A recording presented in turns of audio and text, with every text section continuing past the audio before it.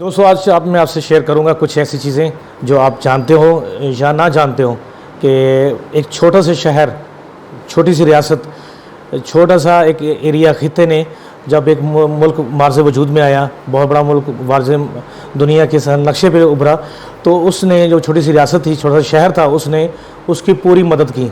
ना सिर्फ उसकी पूरी मदद की, अपने पूरी सपोर्ट उसको दी, बल्कि अपने उसके जो फाइनेंशियल फैक्टर थे, उसके जो फाइनेंशियल क्राइसिस है उसको भी उसने पूरा किया।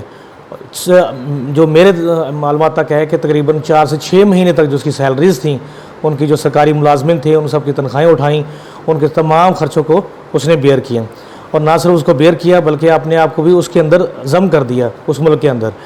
जब इंडिया और पाकिस्तान आज़ादी से पहले 542 या 46 स्टेट थी जो कि इंडिपेंडेंट अपने वजूद रखती थी। जब इंडिया और पाकिस्तान आज़ाद हुए 1947 में, तो तमाम को हक़ दिया गया कि आप कुछ जो है वो पाकिस्तान के साथ इलाहा करें और कुछ जो है वो इंडिया के साथ इलाहा करें। वो अपने इन्वायरमेंट फैक्टर के साथ, वो एरिया को देखते हुए, जो भी उनकी अपनी सिचुएशन है उसको देखते हुए, वो किसी नियर बाय अपने मुल्क के साथ वो अटैच हो जाए। तो हमने देखा, दुनिया ने देखा कि भाई जो वो स्टेट थी वो उन्होंने इलाहा किया, और उसमें पंजाब के अंदर द ओनली वन स्टेट, रियासत बहावलपुर, स्टेट ऑफ बहावलपुर का आज मैं जिक्र करना चाहूँगा। मेरा नाम मियां नदीम अहमद है और मैं मेडसान से बात कर रहा हूँ आपसे।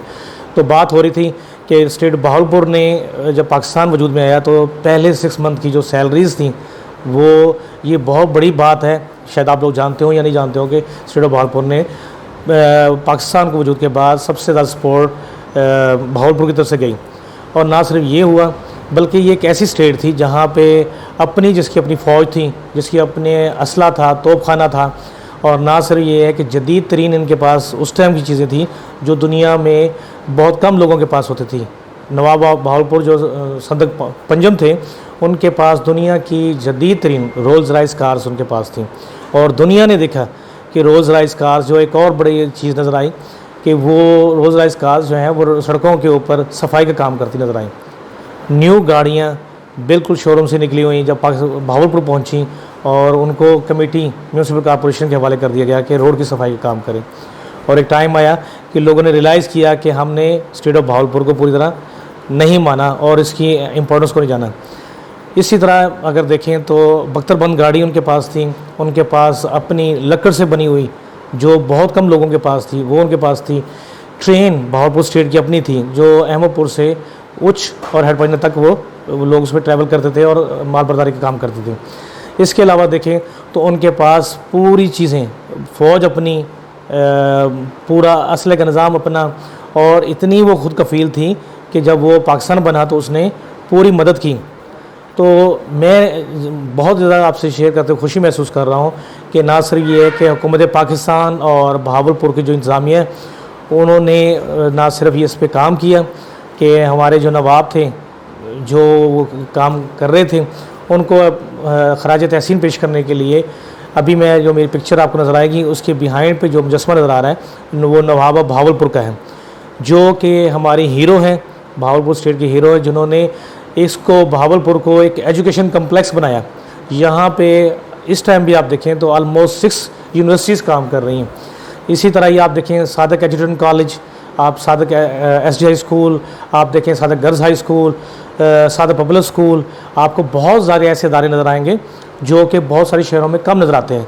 इसी तरह ही आप देखेंगे कि यहाँ पे साउथ एशिया का सेकंड नंबर 1 जो पार्क, नेचुरल पार्क है, जिसे लाल सवाना नेशनल पार्क है, वो बहावलपुर में मौजूद है। यहाँ पे आपको स्टेडियम्स, आपको ज़ू, आपको तमाम तफरी मालूमात जगह मिलेंगी। और अगर आप बहावलपुर ट्रैवल करते हैं, क्योंकि बहावलपुर एक बहुत बड़ा नाम है डेजर्ट जीप रैली के हिसाब से, तो जो कि 14 फरवरी में हर साल होती है, और इंटरनेशनल नेशनल जो वहाँ पे तमाम लोग शामिल होते हैं, तो बहुत बड़ा इवेंट है।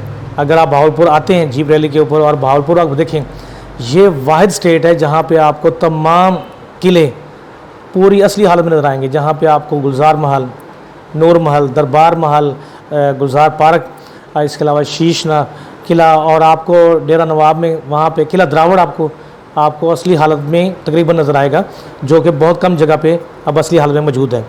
इसके अलावा जब बहावलपुर आएँ तो आप जो महल को देखें तो उसके अंदर देखें कि उनके बेसमेंट के अंदर जो आज भी जहाँ वो लोगों को वहाँ रखा जाता था, वहाँ जो कैदियों को रखा जाता था, वहाँ से फिर जब फ़ौज मूव करती थी वहाँ सुरंगें थी। अगर इनको बहाल कर दिया जाए तो एक बहुत बड़ी तफरीह जगह है।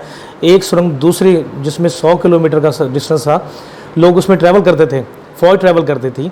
तो अगर उसको बहाल किया जाए तो बहुत बड़ा तफरीह और जगह बन सकती है। इसी तरह ही भावलपुर में जो चोलिस्तान है, अगर इसको डेवलप किया जाए और तमाम किलों को दोबारा फाल किया जाए, उनके नज़दीक पार्क बना दिए जाए, तो बहुत बड़ा ये भावलपुर को तफरीह या टूरिज़म के लिए डेवलप किया जा सकता है। तो आज हम सिर्फ स्पेशली कि नवाब का डे था, तो मैं आप लोगों से कि नवाब का मुजस्समा जो है नवाब सार सादक पंजम का, वो गुलजार सादक पार्क में लगाया गया। तो मैं उस पर तमाम लोगों को शुक्रिया अदा करूँगा जो इंतज़ामिया है वहाँ पे, और गवर्नमेंट पाकिस्तान का भी। और आप लोगों से रिक्वेस्ट करूँगा कि आप लोग आएँ और भावलपुर को देखें और यहाँ की खूबसूरती, यहाँ का सुकून और इस माहौल को एंजॉय करें। तो थैंक यू वेरी मच। मियां नदीम को जानते हैं। अस्सलाम वालेकुम रहमतुल्लाह।